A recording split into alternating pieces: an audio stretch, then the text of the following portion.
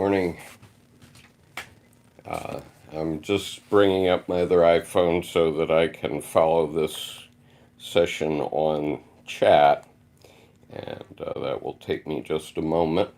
Please, if you're watching this in replay, please skip ahead to a minute or so. It's going to take me a minute or so to get this thing going. Um,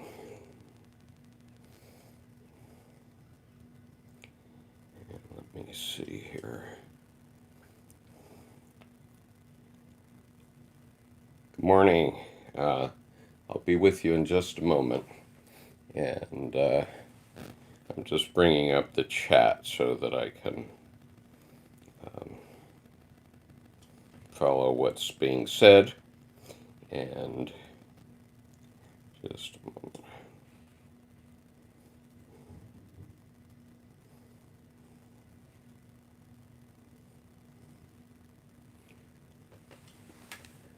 Welcome. Thank you for the early risers and the early connectors. I'm just fussing with this other iPhone for the moment.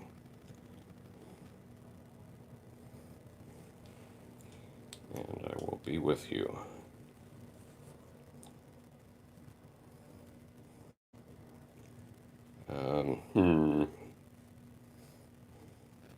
Okay.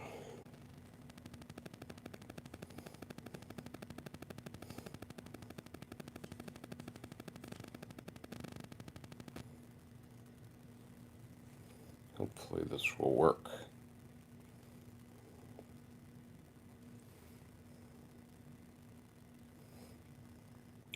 All right, I don't want to keep you any longer. Wait a minute.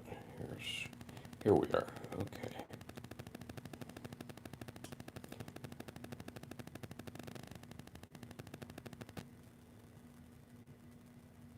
Okay. Finally got it. All right. Sorry for the delay. I have to go online on this iPhone in order to be able to see the live chat on my other iPhone. And unfortunately, the chat does come up on the other iPhone, but I have to put the phone too far away from me to be able to see it, and it comes up too quickly. And so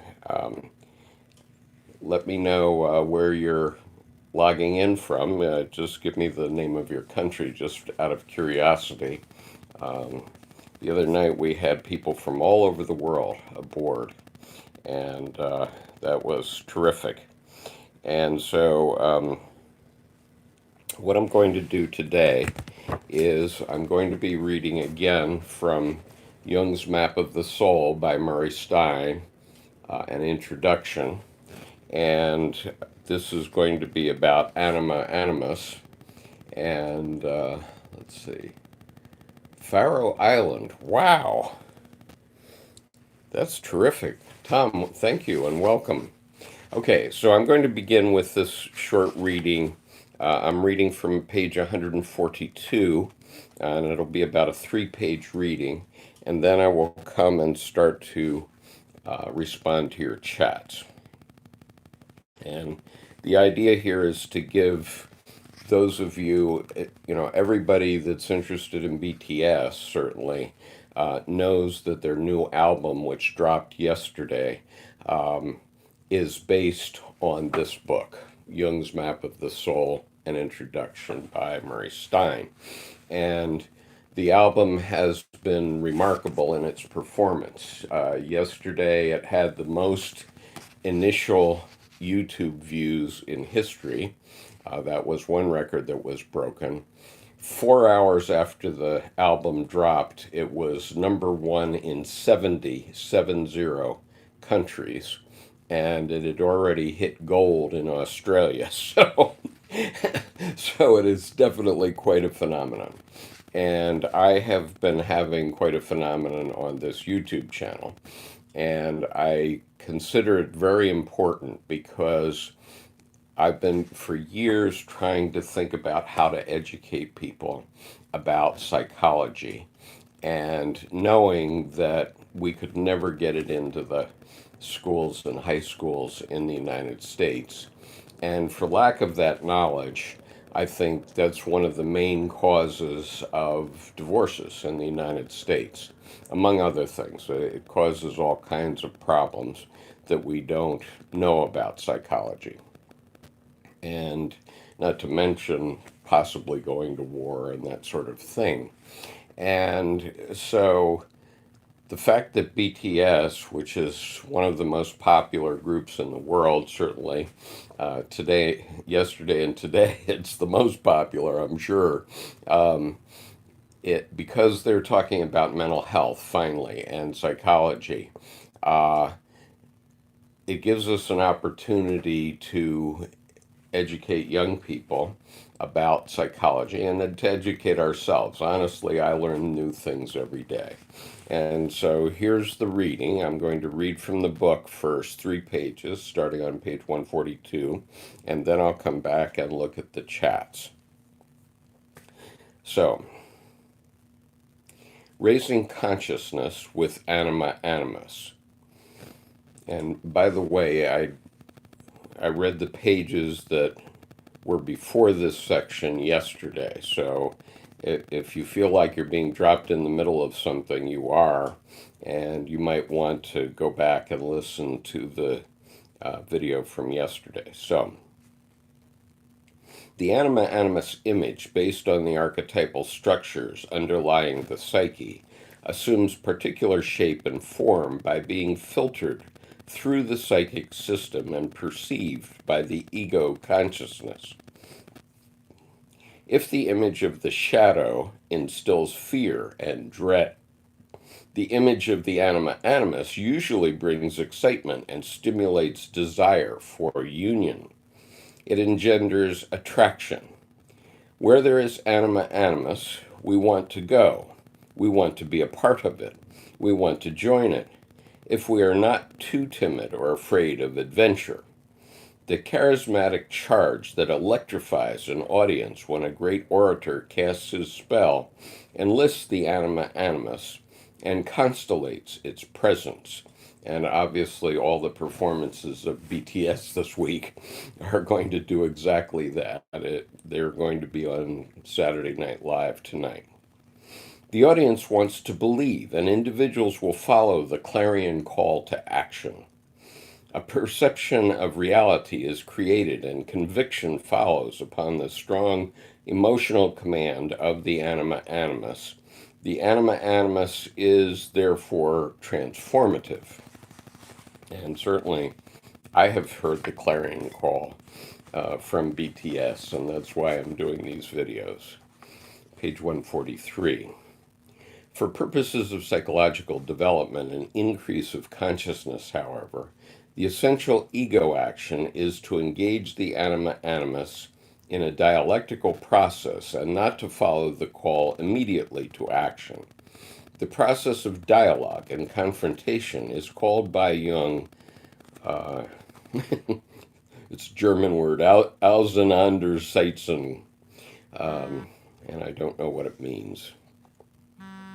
This is a German word that means literally taking something to pieces. Okay, there's the answer. How nice, we have the answer. Okay, so this is a German word that means literally taking something to pieces and refers to the process that takes place when two people strongly engage one another in dialogue or negotiation, neither one fleeing the conflict. As they stand head to head and have it out psychically or verbally, the differences between them that were at first gross and barely articulate become more differentiated. Lines are drawn, distinctions made, clarity eventually achieved. What began as a highly emotional confrontation turns into a conscious relationship between two very different personalities.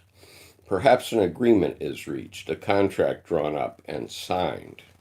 So it is with the engagement between ego and anima animus. This is the work of raising consciousness, of becoming aware of projections, of challenging our most romantic and carefully guarded illusions. To have an here's that German word again. To have an Auseinandersetzung, which is taking something to pieces, to have that with the anima animus is to dismember the illusory world of unconscious fantasies. So think of Dionysus being dismembered.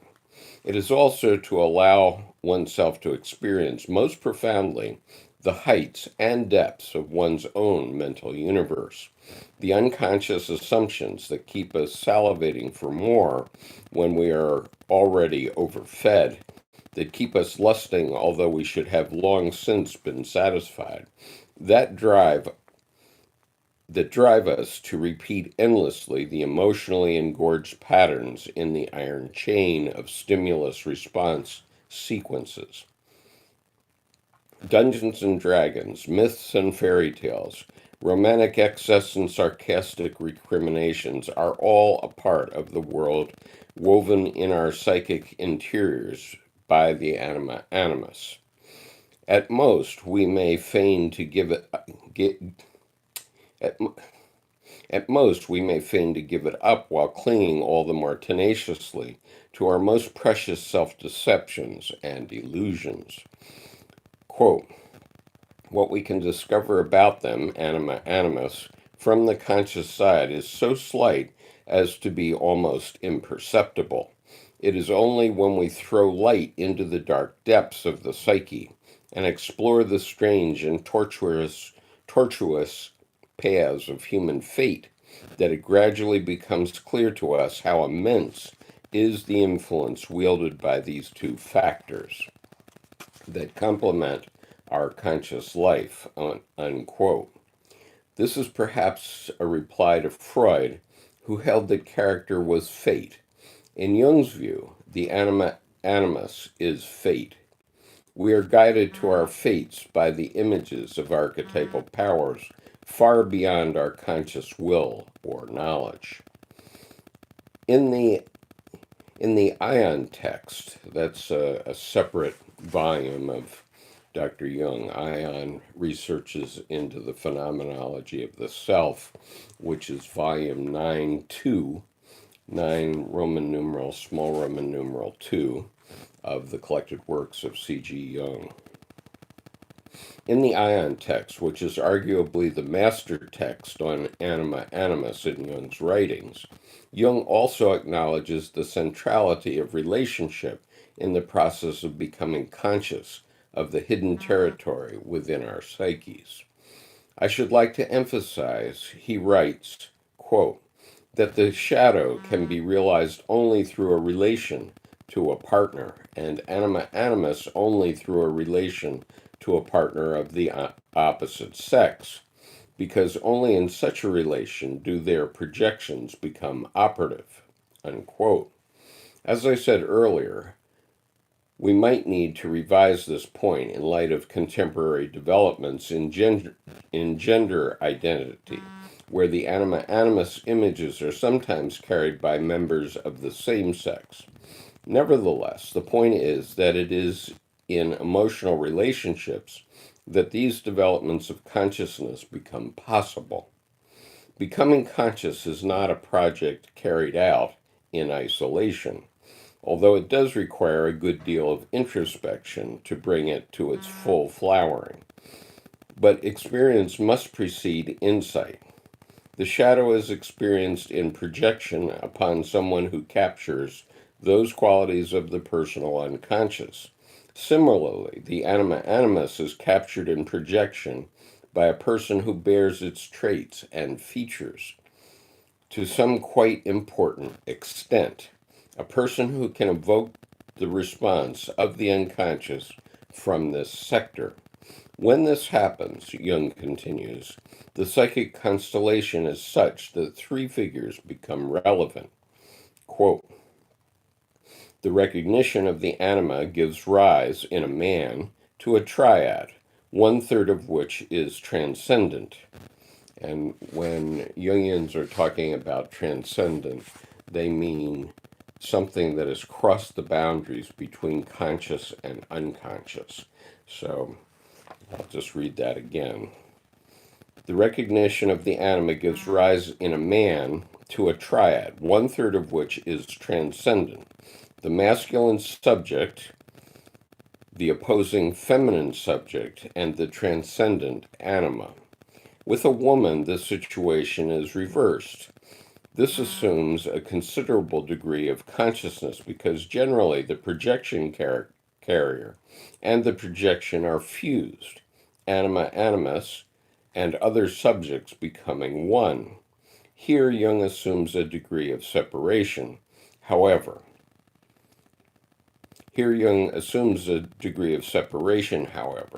such that there is one, a conscious ego along with its personal subjectivity, two, another person, the partner another partner with her, his conscious ego and personal subjectivity, and three, the archetypal image of the anima animus.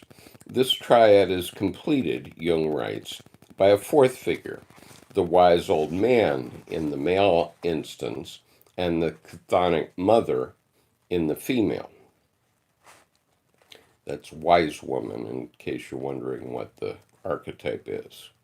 The anima animus and the wisdom figures are transcendent in the sense of belonging essentially to the unconscious and originating in the realm of spirit, while the ego and the partner are the conscious persons involved in the emotional relationship that has stimulated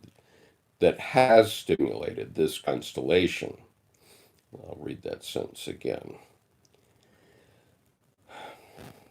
The anima animus and the wisdom figures are transcendent in the sense of belonging essentially to the unconscious and originating in the realm of spirit, while the ego and the partner are the conscious persons involved in the emotional relationship that has stimulated this constellation. In the presence of this quaternity, we find the numinous experience of the self as a relationship. Provided that enough consciousness prevails to see the differences between human and archetypal features in this situation of love and attraction, there is the opportunity here for a full experience of the self. And he refers to chapter 7, which I may get to at a future date, but not today. The complicating feature is that this experience of the anima animus in projection happens to people at many stages of psychological maturity. If it is only a matter of fascination and falling in love, it can take place in childhood between parents and children. Then it happens again, classically and intensely, in adolescence. And fortunately, it continues to happen as people move into adulthood. It even continues into old age. Goethe is reported to have whispered a prayer of thanks in his 70s that he was still able to fall in love with a young woman. The anima animus is eternally active in psychological life, and its absence defines the nature of depression. Beyond the sexuality of the body, this is the psyche's sexuality. It begins before the physical organism is ready for sexual experience and continues to be vibrantly active beyond the physical body's ability to perform the rigors of the sexual act.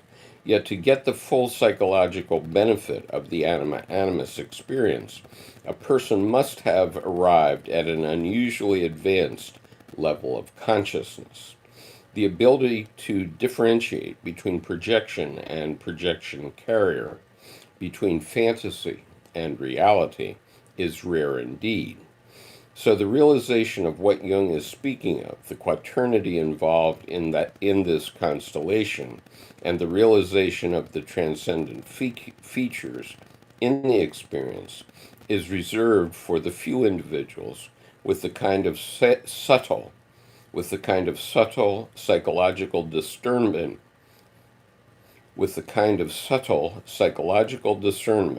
that pertains to Kundalini masters and others like them. For the rest, the anima animus is Maya, the creator of illusions. the mystifier, the trickster, the ever-receding mirage of the eternal beloved. To see through the anima-animus game of illusions without recognizing the anima and animus. Let's see, I didn't read that well. It is also the conscious parts, and importantly the anima animus. They have been there all along, supplying the attractors to both members of the couple, but now they may appear surprisingly different from what they look like in the courtship stage of the relationship. Here is Jung, the psychologist realist, describing the situation.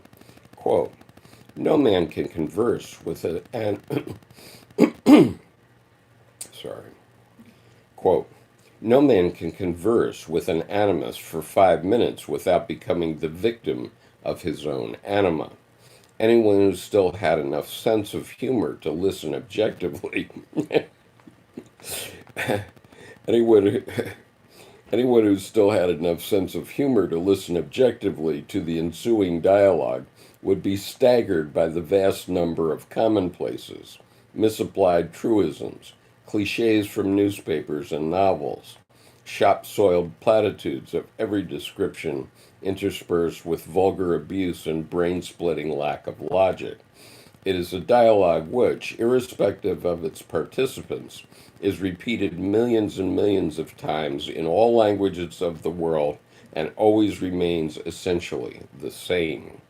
On the male side, the anima becomes touchy, overly sensitive, and emotional. On the female side, the animus becomes abusive, power-ridden, and opinionated. This is not a pretty picture and surely offers a stark contrast to the more romantic version of the Mysterium Conjunctionis, the mystical union of song and story. The one partner becomes possessed by the animus, an undifferentiated collection of opinions motivated by a power drive, and the other retreats into a mood that is undifferentiated and driven by the need for love. One is dogmatic, the other becomes withdrawn or emotional and starts throwing things around. It is a typical anima versus animus cat and dog fight. If the emotionality and vituperation, the heat and fireworks of this conflict dies down a bit, there is a possibility that things will have been said that are important for the couple. Once the egos have restored to their normal positions, they may even realize that some transcendent event has taken place. What was said was probably not very personal. It was more general, collective, perhaps even archetypal and universal. Perhaps there is a germ of wisdom hidden in the dark mass of material that has erupted from each partner. Perhaps some clarifications and insights can result in the storm that has now passed. This would be the work of consciousness, rising above the level of emotionality and arriving at insight and empathy. At the very least, one will have had a glimpse into the depths of oneself and of the other, into the emotional far reaches that are normally hidden behind the socialized and adapted persona. It would, of course, make sense to look at Jung's own life to amplify further the meaning of anima figure held for him. That is beyond the scope of this study. A typical Jungian analyst doesn't want to talk about Dr. Jung's experiences with women, and that's a problem. But anyway, I will read on. I'll reread the beginning of that paragraph. It would, of course, make sense to look at Jung's own life to amplify further the meaning of the anima figure held for him. You think, Murray? Come on. That is beyond the scope of this study. I have used some passages from his autobiography and biographical works, are in print, and others are underway that give fuller depictions of his profound relationships with women. That's for sure. Jung once said that all psychological theory is also personal confession, and this is especially true of these areas that speak of the inner figures and personalities of the psyche, such as the shadow, the anima animus, and the self.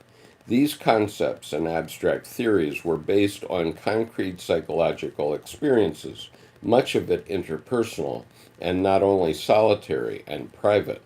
With respect to the anima, she was for Jung, she was for Jung both a living inner reality, a true inner figure of the first rank, and she was also powerfully experienced by him in projection and in relationship.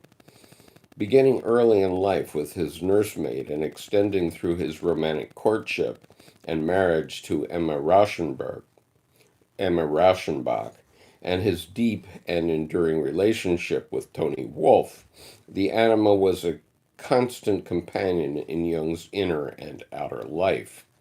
To him, she seemed to be the guide of his fate and the most profound experience of the self, a concept which I will describe in the following chapter, occurred for Jung in the conjunction between man and woman, when the anima and animus were the guiding figures in their union. Okay, so that is the section that I wanted to read today of this particular book. I may read another section a little later, but I want to come back to your comments. I see there have been some, but my iPhone has decided it's going to go back to sleep, so let me look. Okay. Um, Let me just see here. Okay, we have a good group gathered. So, High Key Army, thank you for this. It is so interesting, and I'd love to stay and listen, but we're working on breaking a YouTube record, so I will replay it later. Phoebe, that's why I like the concept of enantiodromia, the tendency of a thing to become its opposite, unconscious alchemy. Whatever state we assert in ourselves, its opposite is lurking beneath, and that is certainly true because that's what is always happening everywhere.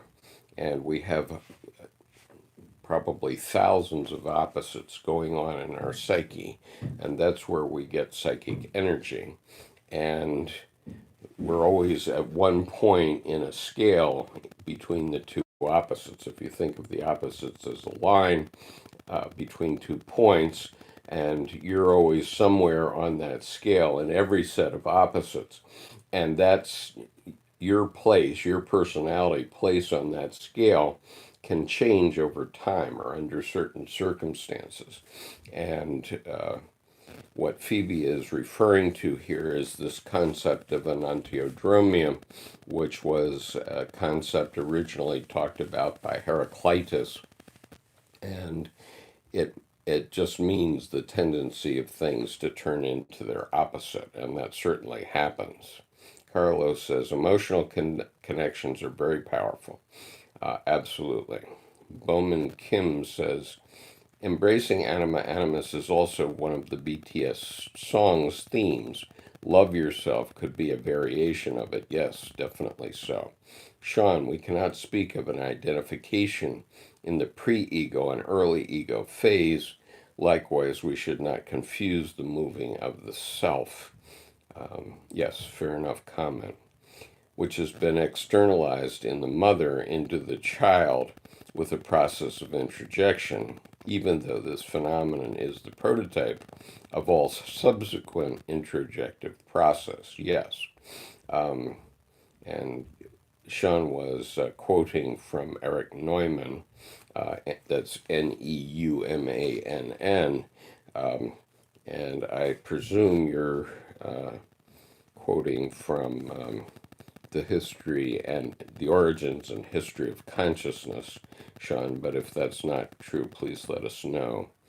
Um, Bantan only, I'm sorry, I can't read Thai, and I also can't do a machine translation right now, which I normally would.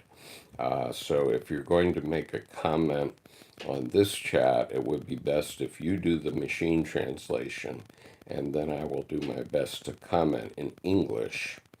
And someone had said hello. I'm not going to respond to hellos because that can be too much. And Sean says, BTS' new album touches a form of the mythic language of the goddess. The association of pink speaks to me as such, emerging in a modern form as it has in every generation. I think that's right. Phoebe, that's why in religion, those like priests who assert their light and good nature, we find so much abuse of power. They assert one state, yet pull its opposite, the dark. And we're certainly seeing that in the Catholic Church lately, where many dioceses are being sued for sexual abuse by their priests, and it's an endemic problem. And I think this is a function of the rule of celibacy. And Pope Francis, if you're listening, you need to cut it out with the celibacy because priests, like everybody else, are human beings, and you can't change human nature. So it's better to bring these things up into consciousness. If you have a priest who thinks, "Oh no, I'm going to keep that away from me," it's going to come and get them. And unfortunately, the same thing I'm aware has happened in Buddhism, especially. In fact, it's happened in every religion, but it so happens that my wife is active in a Buddhist group here in Washington, and she has gone to the equivalent of divinity school for Buddhism, which is a 3-year retreat, although she's not ordained, but she is one of the local teachers. And unfortunately, her group developed a huge following around the world of more than 40,000 people. And then the founder of that group got involved in some abuse and sexual misconduct, and now it's in effect destroying the group. Jerome says BTS is presenting us with a map of their trials and tribulations of their journey towards psychological maturity. And I do agree with you, Jerome. I know that last week, as I was talking about this with various Army members, they said, well, they're telling a story, but we don't really know what the story is, and it's the story of these 7 guys. And I would say, yes, it is, but it's actually the archetypal story of everyone. And so what they have brilliantly done, apparently, as Cynthia Perez has told us a few days ago, is that they have kept basically a journal of their development as human beings, and they're still young men, so they're coming out into new levels, and that's the story of all of us, and it's the same reason why American country western music is so popular, because it refers to archetypal events in our lives. And it's also why the tarot is so popular. I might talk about that a little later. And the tarot, again, talks about archetypal events in our lives. And Sean says, I read it from here, Skip, the child, the structure and dynamics of the nascent personality structure. Great, thank you, Sean. Page 19. Okay, so that was the comments so far. And so in the last few days, I've continued to be in the midst of my technical troubles because whenever you do something new technically, you have cascading problems.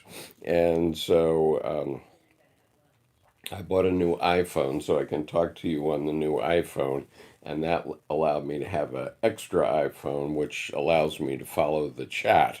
But then my computer won't allow me to broadcast properly right now. I need to solve that problem, and so I've had to upgrade my RAM on the computer, which I've done. I had to upgrade the software on the computer, which I have done, and I still am unable to back up and restore from this iPhone, and so it's been an ongoing journey. So Bowman says BTS's journey to explore the mind through the music gives us the chance to be a mature person. And so your lectures are. Thank you, Mr. Conover. And thank you, Bowman. That is what I'm trying to do. I'm trying to give people around the world because, the interesting thing is that Mary Stein realized some months ago that this book, Jung's Map of the Soul, an introduction, which he wrote in 1998, was suddenly getting up to the bestseller list, which is certainly a surprise for an author when you write a book and then 20 years later it becomes a bestseller. And so people are buying this book so that they can connect with what BTS is trying to say. But there's now 80 million fans that are getting exposed to the new album and realizing that this book is the basis of it. And unfortunately, probably most either can't afford it, can't get it in their language, or don't have a place that they can get it, except you can always go to the library and to interlibrary loan, which I would urge you to do. But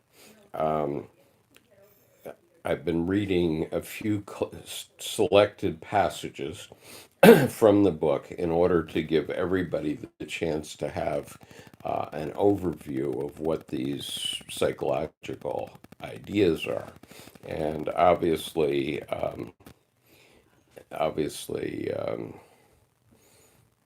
it's very complicated material, so that's why I'm trying to offer the ability to question me.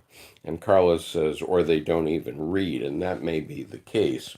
And that's what's also brilliant about what BTS is doing, because the music videos that I've seen from their earlier albums and from this album are absolutely brilliant. The imagery is brilliant. And And as you understand what the imagery means, it can really advance your own consciousness about these things. And, we all go around thinking we are conscious, and we all go around thinking we understand psychology. Well, the truth is, we really don't. I mean, we're really on a rowboat in the middle of the sea being a metaphor for the unconscious. And we do a little fishing. We go and we fish up a little idea into our boat, and we consume that. We integrate that into our body, and then we fish some more, hopefully bring another one. But if we fish up a whale, it's going to sink our boat. And so we have to learn how to do that in a process, and everything is a process. And one of the key things that Dr. Jung said in his career is that all of our thoughts are images, everything that we think about. And if you think about this point, everything is an image. Or, let's suppose we're talking about Beethoven's Fifth Symphony. Well, you don't have a picture of that unless you're a musician. Then you might know what the score looks like on sheet music, and that would be an image of it. But most people know what it sounds like and can sing it, hum it, bum bum bum bum, and we all know what that is. Okay, I don't have a voice, so you can't go by me. But in any case, we all have a memory of having heard the Fifth Symphony, or most of us do. And so that is what Dr. Jung is talking about too. That's an image of that concept that Beethoven pulled together, the Fifth Symphony or the Ninth Symphony. Um, and and so basically anything, even dance. Let's say take dance. That's another creative activity. Um, you a dancer would have an image in their mind of how this dance will appear on the stage, and they follow that image, and then they lead us through that image. Um, And Carlos says, yes, it will resonate strongly with the young, especially foreigners. And I agree with that. And so the imagery is really important. And, I find that I learn things best if I hear them. And so, and that means that I don't learn very well by reading, by seeing, even though when you read, you sort of are reading into your mind. But if you're not reading out loud, it's not really by sound, it's really by the sight of the words. And that can work pretty well. But one of the reasons I started to do readings on this YouTube channel is I wanted to have an audible version, and there are only very few of Dr. Jung's works that are on Audible. An excellent one is his memoir, or what passes as his memoir, Memories, Dreams, Reflections is the name of it, and there's an excellent Audible version of that. And there is also an excellent Audible version of this book, which BTS has used.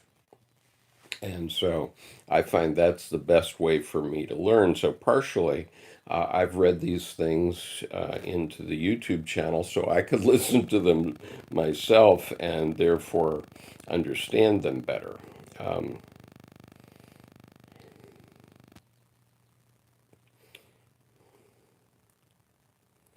And so Sean says, is quoting Goethe now, for what the center brings must obviously,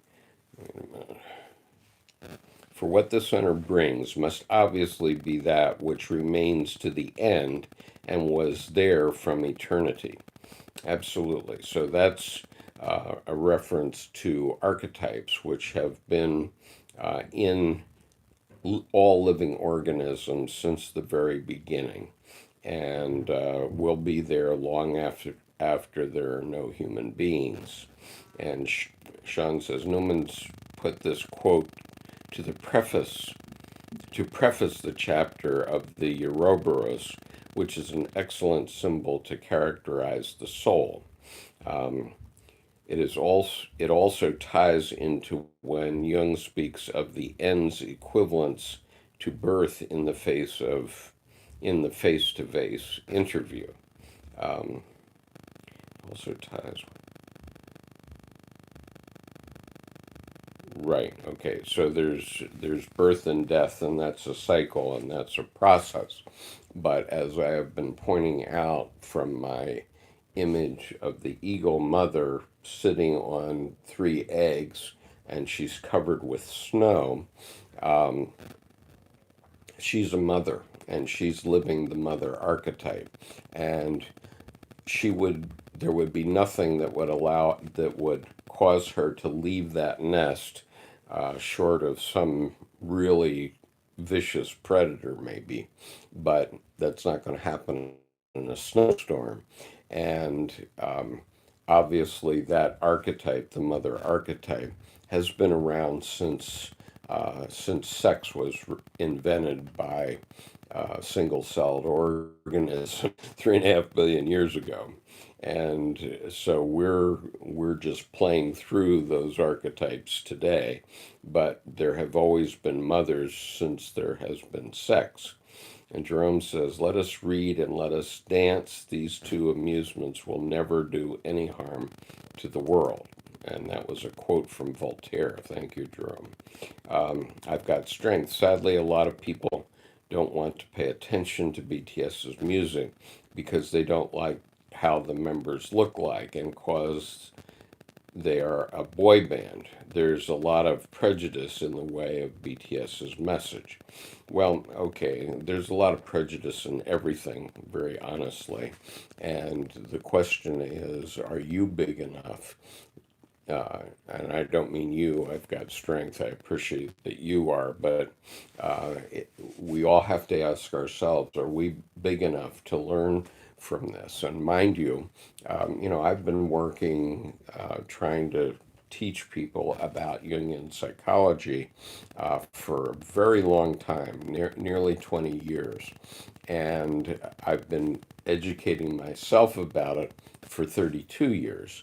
And um, and so I've spent a lot of hours on it, days and hours. And, here come these young Korean men who aren't even speaking in English, and they're spreading the ideas I wanted to spread around the world. And they're doing it very successfully. And I have to be a big enough person to recognize that, they're doing what I couldn't. And not only I couldn't imagine until I learned about what they're doing. And so suddenly some new thing comes out and it's simply brilliant. And we have to be big enough to accept that we're not everything. Okay, each one of us is not everything. And I recognize that what they're doing is hugely important toward getting people to start talking about mental health. And so that is an evolution. And Gray has joined us. Gray says, how happy to turn on Skip and hear a discussion conjunction about bacteria and sex. Well, Gray is a biologist, and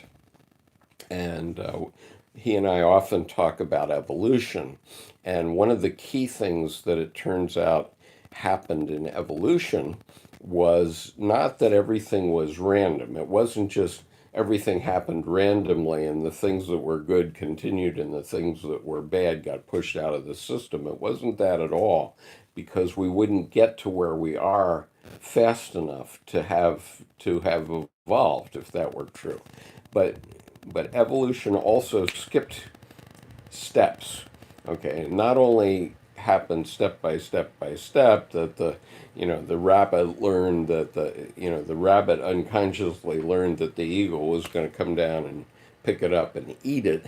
Um, that could that the rabbit learned to be faster because of that, um, but steps were also skipped in evolution. Correct me if I'm wrong, Gray.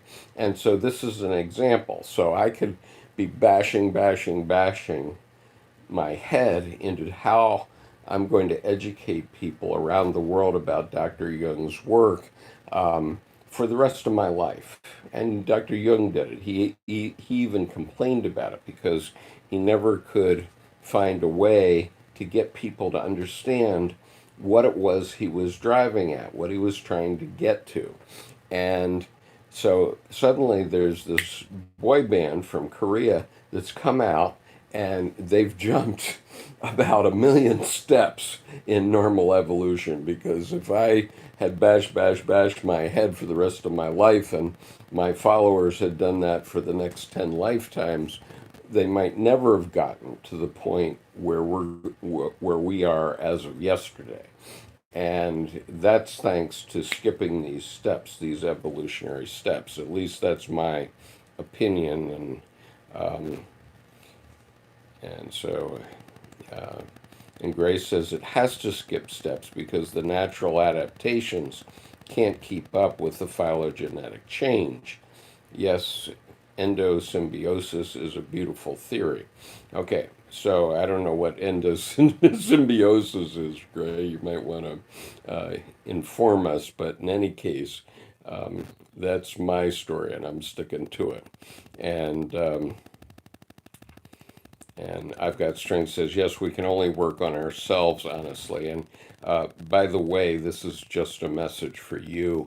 I have edited the video that we were communicating about, and hopefully I'm going to have it back on public view maybe today. It's the video had to be reprocessed, so um, I'm not going to explain that further, but that's a message for you. And the offending section was at about 2 hours and 18 minutes into that video.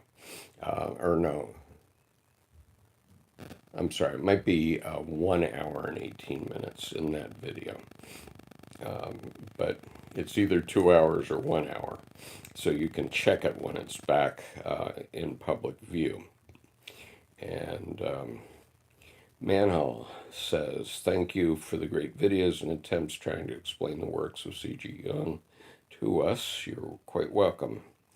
And Carlos says, is this similar to the development of jazz music in America?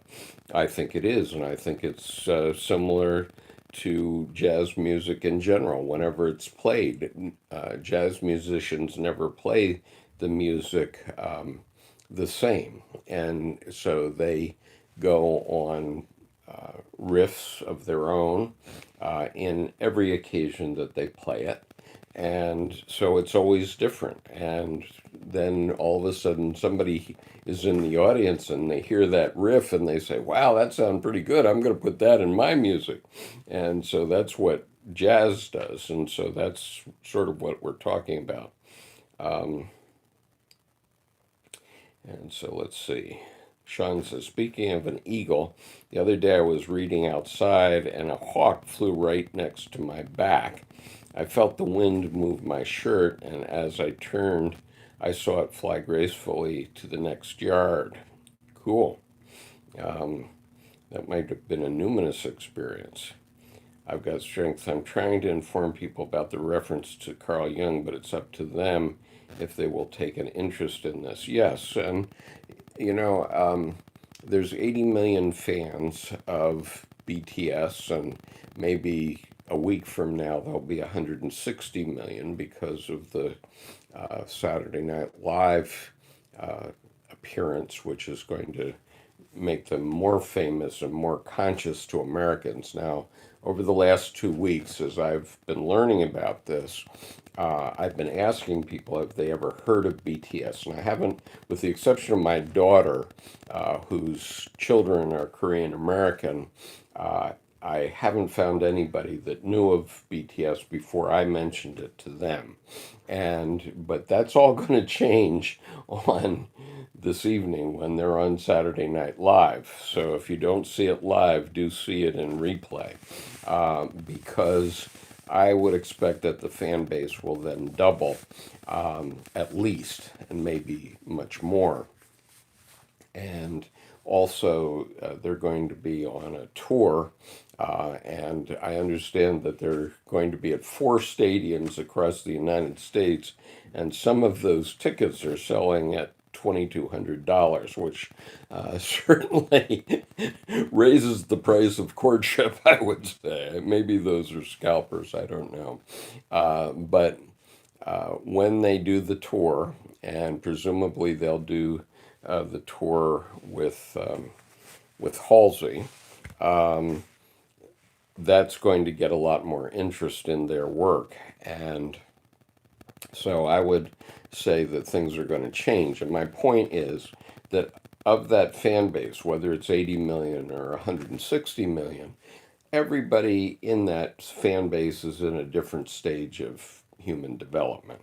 And so not everybody is even going to be able to comprehend what these references to Jung are, even understand that there's a book involved. I know that. But my view is that if only 1,000th of 1% of all the BTS Army gets involved in Jung, that's 80 more people that are more involved in Jung than are today. And that can be a very good thing and a powerful and useful thing for the future of the world. Um, it is going to depend on interest. What I have seen is the number of minutes that's being listened to on my YouTube channel has gone up. It's more than doubled since April the 4th.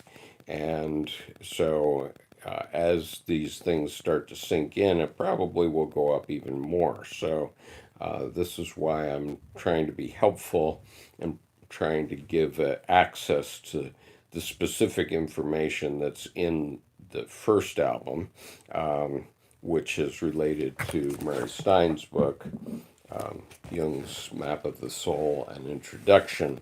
And so I'm focusing on that at the moment. Then I probably will go back to Damien because Damien was the basis of one of the earlier videos, but so far I've only seen two of the music videos and on this particular album. So I do intend to do some commentary on those things in the coming days, just as a question of time and getting my technology right. Sean says it was possibly that the symbiotic relationships gained more value than the parasitic ones. Absolutely. Like when the bacteria absorbed another cell with and mitochondria. Okay, that might go over most people's heads. Um, and Carlos says, I've never heard of BTS before. Well, you're going to. That I would say. I mean, I remember in May of 1964, and this was 3 months after the Beatles had appeared on the Ed Sullivan Show, but I had gone to high school in Japan where we did not have television at that time. So I had no television during my high school years. And I wasn't listening to popular music because I was living in Kamakura, Japan, which is an ancient capital of Japan and quite lovely, but it was also quite ancient. And so in May of 1964, some of my high school classmates started to talk about the Beatles, and I said, "The what? The who?" Of course, they and then the Rolling Stones and several other groups changed the 60s and changed the world. And, and I watched that happen because the Vietnam War was a horrific idea and it killed 58,000 young Americans, more than, and including three of my personal friends. And uh, and I got sucked into it because my father was a military officer, so my family business was the military. I always knew I was going in the military, which I did, as many of you know. And but my friends from those days who resisted, they were the correct ones because society was doing something that was terrible. Okay, and you know, it was meaningless deaths as far as I'm concerned, and the whole idea that that the Vietnam War was a hot battle in the Cold War. Well, that's revisionist history, thank you very much. That's to make everybody feel better about the Vietnam War. But that came out 30 years after the war was over. It didn't come out at the time. It didn't come out into my consciousness, at least, and I don't think it in anybody's consciousness, that by fighting the Vietnam War, we were running the Soviet Union out of money. What was the connection there? Okay. And so, yes, maybe in retrospect, you could say that that happened, but it wasn't what was doing it at the time. And it literally tore our country apart. And with the anti-war protests, and the anti-war protesters were right, and ultimately they got it stopped. And so I did my duty. I went and did my part in the great scheme of life. Um, but looking back on it, I think it was a terrible waste. Um, let's see where we are here.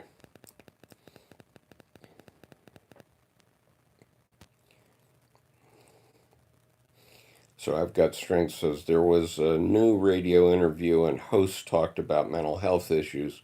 That's an improvement. The info is leaking into mainstream drop by drop. But BTS, I assume fans um, sent flowers to the radio station. Well, that's one way to do it. And this never happened to that radio station before, so they were impressed. Well, people are going to get the word one way or another. Carlos, in college, Vietnam is lectured uh, under much conspiracy. Um, I, having lived through it myself, I have to say that it wasn't so much conspiracy as just utter stupidity and knuckleheadedness by the leaders of the United States at that time. And, they learned. How do we learn? We learn by making mistakes, and that was a huge mistake. And it cost the United States 58,000 people of my generation, more than 58,000. And so I don't think it was a conspiracy, it was just a mistake. And we learned from that mistake. So when we went into Gulf War One, I was against that personally because when we went into Gulf War One, I thought, oh my God, we're going to get into another Vietnam situation in um, in the Middle East. And what I didn't realize was that the weapon systems have changed so much, and that's something I want to read about here. That that the war was over in 4 days, the first one, and the second Gulf War was over in about 2 weeks, and and the reason is that the weapons are so powerful today that if you're going to have army on army, you have to have the powerful weapons or you're going to be nothing. Um, and um, and the United States has those weapons. I'm not going to talk about what they are, but we don't need to use chemical weapons. We don't need to use nuclear weapons. Um, and NYCJT 62 says, looking G after French's interest. I'm not.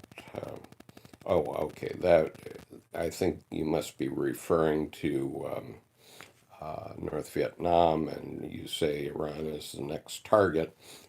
And I've always presumed that our president wants to have a war somewhere, whether it's in Iran or somewhere else, is begs the question, because usually when there's war, and this goes back to Thucydides and the history of the Peloponnesian Wars, when there's war, a country pulls together, but and everybody gets on the same page more or less. Certainly, that happened in World War One and World War Two, um, and even Korea, the Korean War. Um, but anyway, all right. Let's see what else is what happened here. Live chat. Okay, I seem to have knocked myself off of the live chat. Um, and let me see if I can get it back. Hmm, okay. It's not cooperating at the moment. Um, and so, all right. Um, so there's a portion of answer to Job that I want to read, and I want to talk about the line by line of what it means because it's talking about individuation and fate and how that works with you.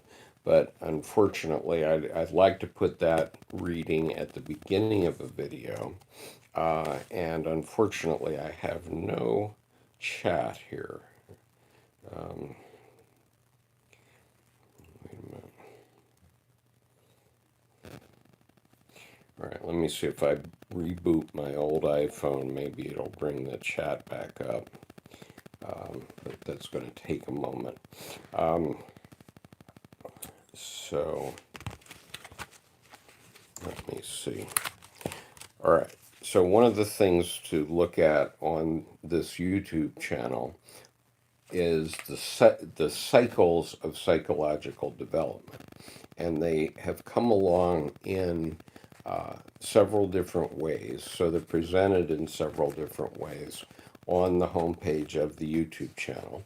One way is through divination, which includes the tarot cards, and so there's a playlist about tarot on the YouTube channel in which I actually teach you to read the tarot cards.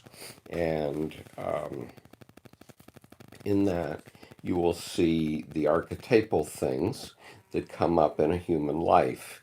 And this is a cycle that we all have to pass through in our lifetime. It was just a natural uh, process, and that's what the tarot is about. And that's why it resonates with everyone because if you can read the tarot, okay, so when I was a young kid in high school, the girls were into reading the tarot cards. Well, that's great. And but they didn't really probably know what they were doing, um, although they may have known the basics of it. Um, and so now what I'm doing is offering you the opportunity to learn how to read the tarot yourself and for yourself.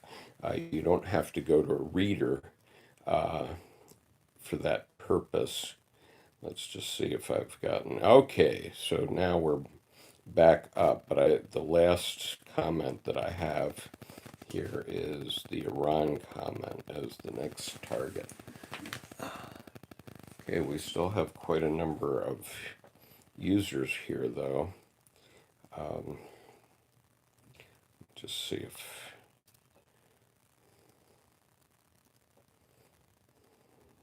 just a minute.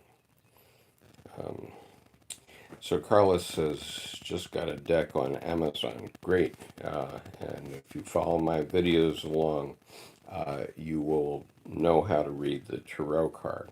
And the other thing that I wanted to mention about these psychological cycles, though, is there's another series called the Rosarium series, and that's 10 videos talking about 10 images that are from medieval alchemy. And um, and so that's another cycle. That's 10 videos. You can also go through it in that way. And if you go through these cycles in various ways, you'll find that you understand these ideas better.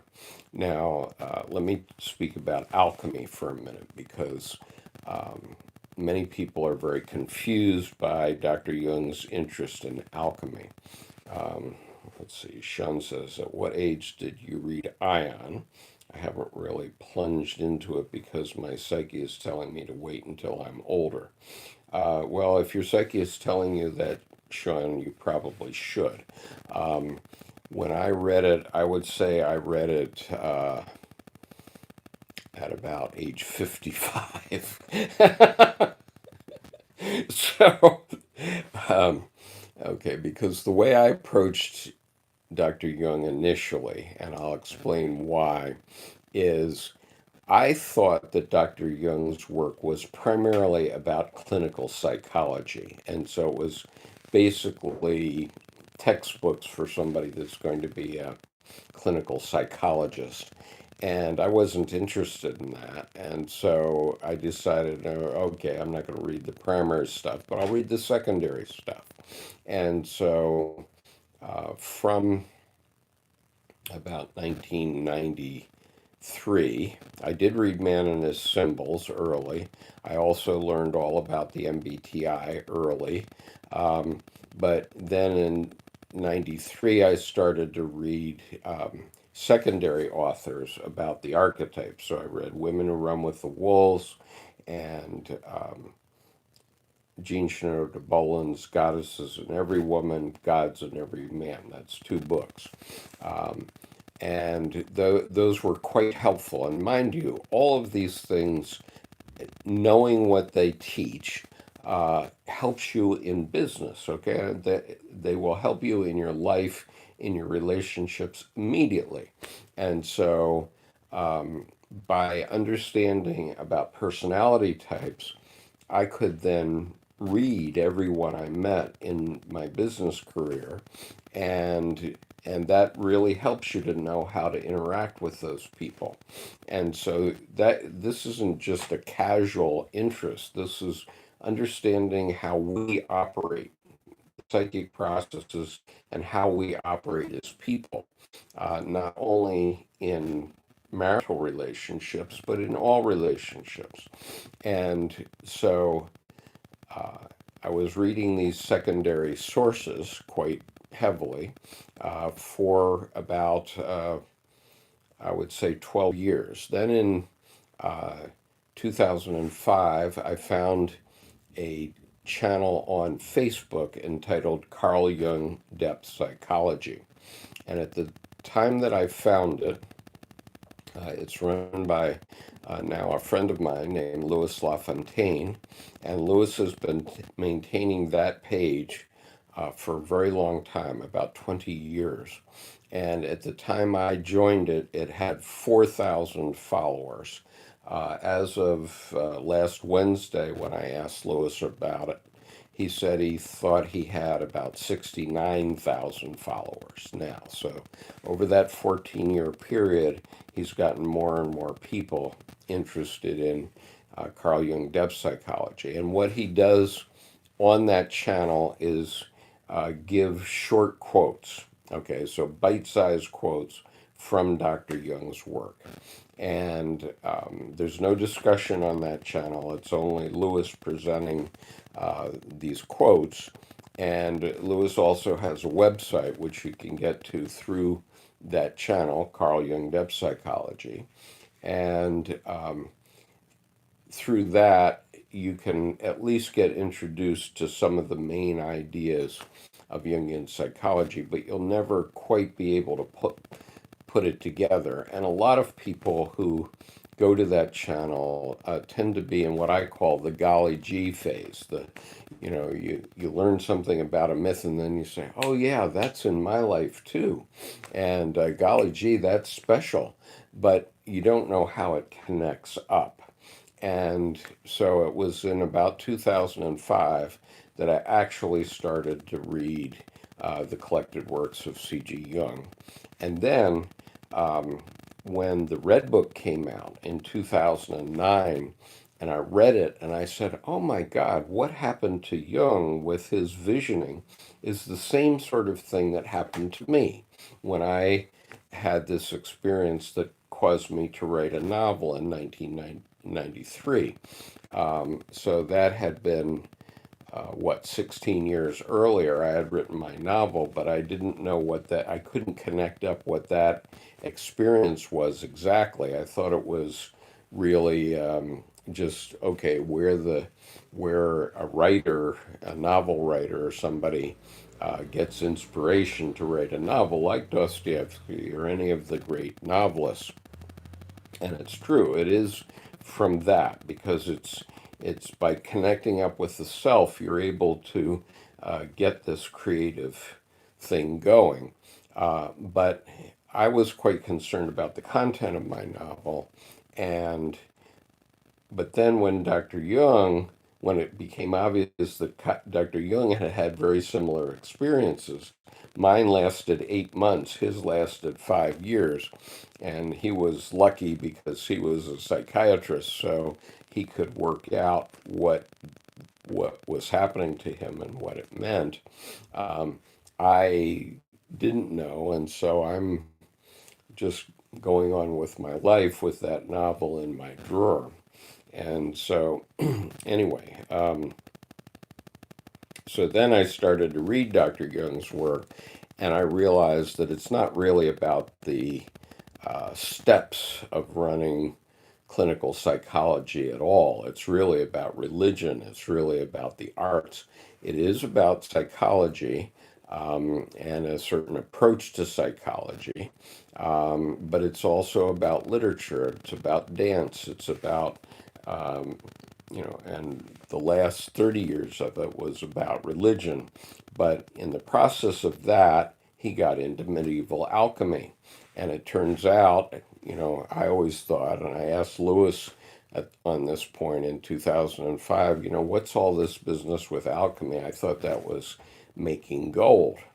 And so Lewis didn't really answer me, but he gave me a link to some of the quotes, and I started to understand that alchemy was really about um, psychology. And yes, it was about chemistry because the alchemists were trying to find the spirit of God in matter. Okay, that's what they were looking for. And so they did all these chemical experiments to find the Spirit of God. And what happened was that in the process, they individuated.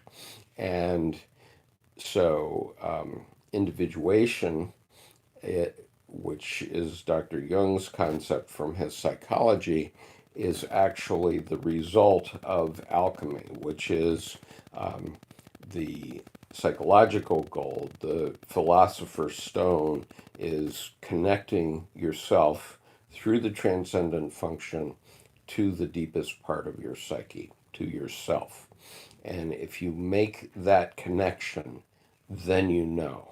Okay, then you know. All right, so I see I've had a few comments. So let me go back. And Sean says, would you consider interviewing Jean Raffa? I really liked her Popeyes article. Well, if you go to archetypeinaction.com, and I will put that website on the quote on the chat here, that is my website, and I've been curating that website since 2010. So it's archetype in, it's hard to spell on the cell phone, in action.com.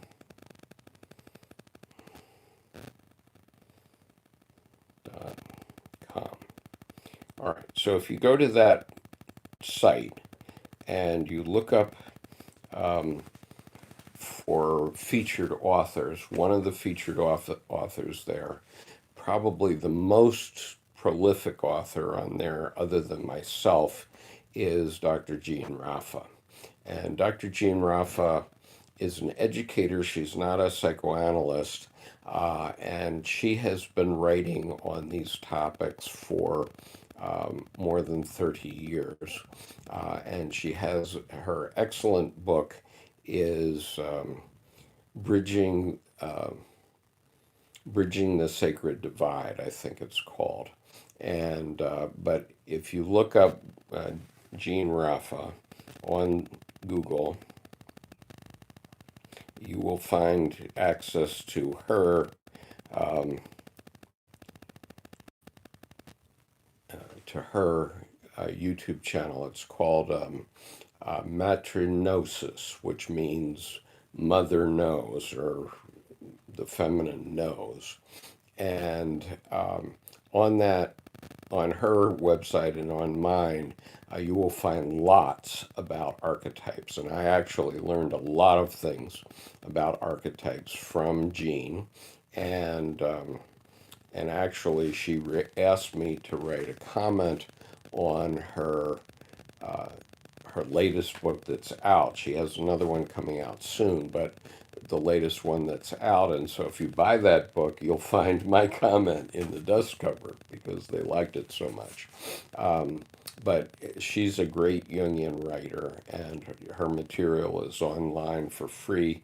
I urge you to look for it. And to sum up, Sean, yes, I should do an interview with Jean Raffa, and I'll do that when time permits. I definitely will. Andrea says, thank you. Gray says, Red Book is key to me. And Grenade, I'm listening to Ion and I find myself repeating certain parts of it before I move on because it's a lot to take in. I get a sense of double meaning or flip-flopping each time I read it, which is odd. Well, that would actually be normal because you're hitting different sides of your dualities. And I did run in our advanced reading group a 32 session seminar on Ion. And so if you join our advanced reading group, you will be able to watch that seminar entirely. That seminar is not on YouTube, it's on Dropbox. And we are currently doing a year-long seminar on Mysterium Conjunctionis, which was Dr. Jung's last and most difficult book. And we've done about 10 sessions. I estimate that we're going to have to do between 50 and 75 sessions in order to have a complete seminar. But anyway, those two seminars are available to the advanced reading group, and you can write me. You can write at skip_Conover on Twitter. You can reach me that way, or skip.conover@gmail.com.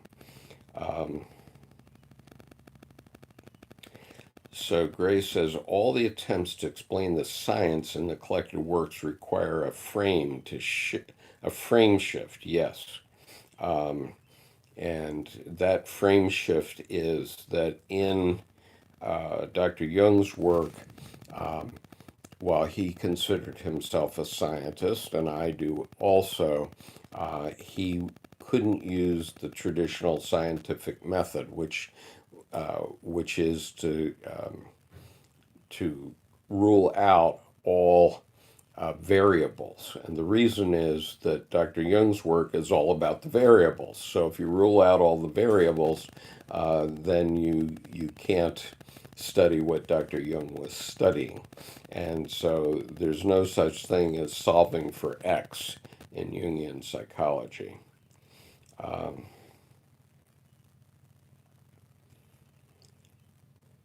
And Gray and Granada are having a conversation. Gray says, yes, you have multiple interpretations of the world, and depending on the personality you're reading from determines more about that current interpretation. I agree with that. And you can think of it basically as a right brain, IT brain view, and conscious versus unconscious process. So, yeah, I think it's fair enough to say that if you're having to read Ion multiple times, sometimes you're connecting on the right side of your brain and sometimes on your left side of your brain, and those may not, those may differ. And so Gray agrees that I should interview Jean, and I certainly will. And another person I want to interview is Elaine Mansfield, who is a friend of Jean's and a friend of mine, uh, but Elaine has had surgery on her hearing, and so I need to wait for her to recover before I can do that. Um, and so, okay, so I don't seem to have other comments. So, what I'm going to do is I'm going to terminate for today, and I'm going to mention that tomorrow I am going to read, or maybe I'll read a part of this now as a tease, but I'm going to read it again at the beginning of tomorrow's session, and we'll just see if this sparks any of your interest. Let's see, we still have 22 of you here, so I'm going to read from Answer to Job, and um, I'm going to read from paragraph. Let's see, what am I going to read from?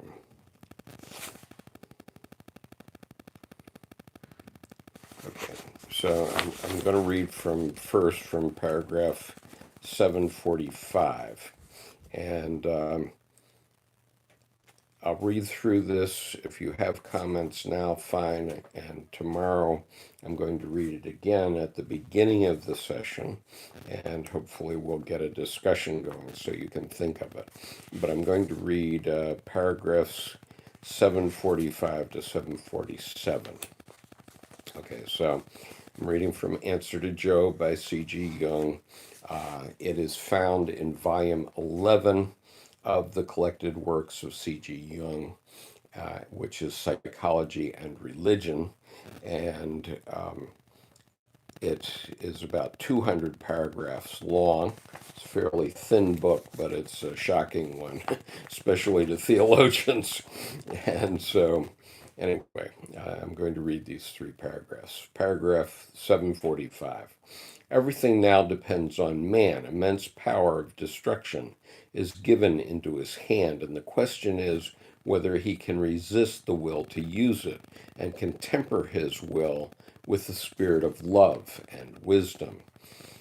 He will hardly be capable of doing so on his own unaided resources. He needs the help of an advocate in heaven, and that is of the child who was caught up to God and who brings the healing and making whole to the hitherto fragmentary man. Now, this may sound like it's a reference to Christ, which it certainly is, but it's also a reference to you, and it's a reference to you whether you're a man or a woman. Keep in mind, Dr. Jung was born in the 19th century, and so when 19th century people referred to humanity, they referred to man, but that doesn't mean that he didn't mean women too.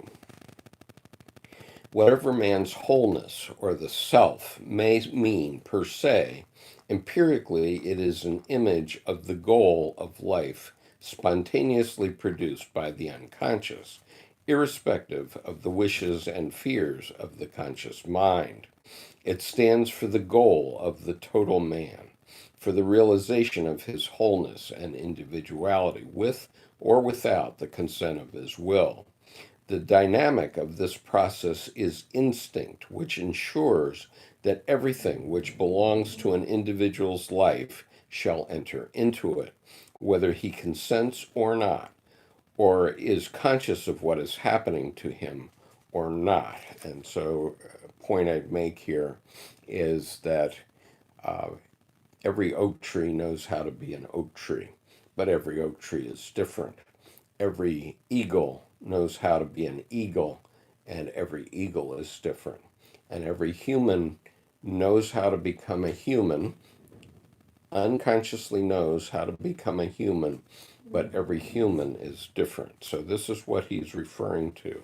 It's something that's deep within you that is pushing you to wholeness, and your wholeness is going to be different from anybody else's in the world. Obviously, it makes a great deal of difference subjectively whether he knows what he is living out, whether he understands what he is doing, and whether he accepts responsibility for what he proposes to do or has done.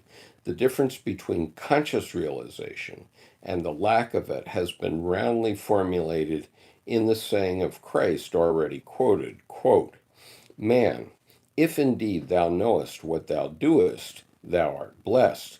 But if thou knowest not, thou art cursed and a transgressor of the law." Before the bar of nature and fate, unconsciousness is never accepted as an excuse. On the contrary, there are very severe penalties for it. Hence, all unconscious nature longs for the light of consciousness while frantically struggling against it at the same time. Okay, so this is a reference to the opposite. So your unconscious is trying to become conscious, but it's also fighting consciousness. And later he says, God wants to become man, but not quite. And so that's, again, the psychic energy of opposites. Paragraph 746. The conscious realization of what is hidden and kept secret certainly confronts us with an insoluble conflict. At least this is how it appears to the conscious mind. But the symbols that rise up out of the unconscious in dreams show it rather as a confrontation of opposites, and the images of the goal represent their successful reconciliation. Something empirically demonstrable comes to our aid from the depths of our unconscious nature. It is the task of the conscious mind to understand these hints. If this does not happen, the process of individuation will nevertheless continue. The only difference is that we become its victims and are dragged along by fate toward that inescapable goal which we might have reached walking upright if only we had taken the trouble and been patient enough to understand in time the meaning of the noumena that cross our path. Okay, and so noumena are sort of aha moments that you know you had to know something. And it comes up, it's synchronicity, and when it does, you have to recognize that it's significant. The only thing that really matters now is whether man can climb up to a higher moral level, to a higher plane of consciousness, in order to be equal to the superhuman powers which the fallen angels have played into his hands. But he can make no progress with himself unless he becomes very much better acquainted with his own nature. Unfortunately, a terrifying ignorance prevails in this respect, and an equally great aversion to increasing the knowledge of his intrinsic character. However, in the most unexpected quarters nowadays, we find people who can no longer blink the fact that something ought to be done with man in regard to his psychology. And BTS would be an example of that. And Mr. Bang, their promoter, is an example of that. He can no longer blink the fact that we don't know anything about our own psychology, and so he's getting it out there, and so is BTS. Unfortunately, the little word ought tells us that they do not know what to do and do not know the what that leads to the goal. BTS and Mr. Bang do know the what now. We can, of course, hope for the undeserved grace of God, who hears our prayers. But God, who also does not hear our prayers, wants to become man, and for that purpose, he has chosen, through the Holy Ghost, the creaturely man filled with darkness, the natural man who is tainted with original sin, and who learnt the divine arts and sciences from the fallen angels.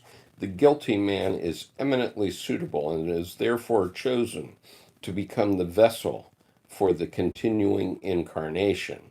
Not the guiltless one who holds aloof from the world and refuses to pay his tribute to life, for in him the dark God would find no room. Think of our nihilists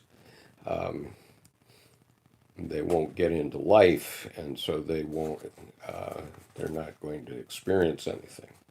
Paragraph 747. Since the apocalypse, we now know again that God is not only to be loved, but also to be feared.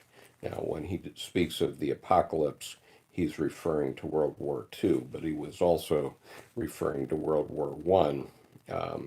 Both of those were apocalyptic for Western Europe. I'll start the paragraph again. Paragraph 747. Since the apocalypse, we now know again that God is not only to be loved, but also to be feared. He fills us with evil as well as with good. Otherwise, he would not need to be feared. And because he wants to become man, the uniting of his antinomy must take place in man. Antinomy means his dual nature, his opposites. This involves man in a new responsibility. He can no longer wriggle out of it on the plea of his littleness and nothingness, for the dark god has slipped the atom bomb and chemical weapons into his hands and given him the power to empty out the apocalyptic vials of wrath on his fellow creatures. Since he has been granted an almost godlike power, he can no longer remain blind and unconscious. He must know something of God's nature and of metaphysical processes if he is to understand himself and thereby achieve gnosis of the divine. Okay, so that's the section I wanted to read. And, um, our president took power, and when he did, he was saying, why don't we just use nuclear weapons? And obviously, he was quite ignorant because scientists long ago figured out that if 23 nuclear weapons were detonated in the atmosphere, that would destroy all life on Earth.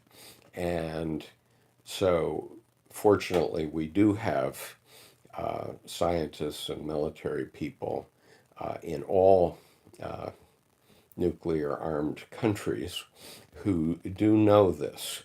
And presumably their wise counsel has prevailed up until now. But that doesn't mean that we wouldn't have some evil madman somewhere who might think that they could do something with nuclear weapons. And that simply can never be. If it ever happens, we're probably very close to our doom. And fortunately, there are people in the world who know this. And you know, let's see. Again, all right, so um,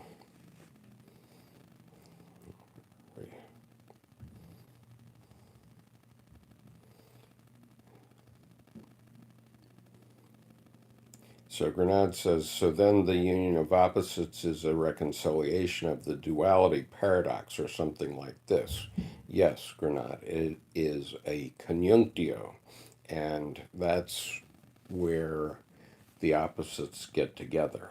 And that's, of course, easier said than done. And good afternoon, Thomas. Jory says, thank you, sir, for your time. I'm learning new stuff every day. I appreciate that. Okay, so I'm going to terminate for today, having read to you that provision from Answer to Job. If you want to hear it again immediately, you can go to the homepage of this YouTube channel, and there you will find a playlist near the bottom of the homepage of Answer to Job. And so on that playlist, you will find that I read every word of that book into the YouTube channel. And I also read quite a lot of Edward Edinger's commentary on Answer to Job.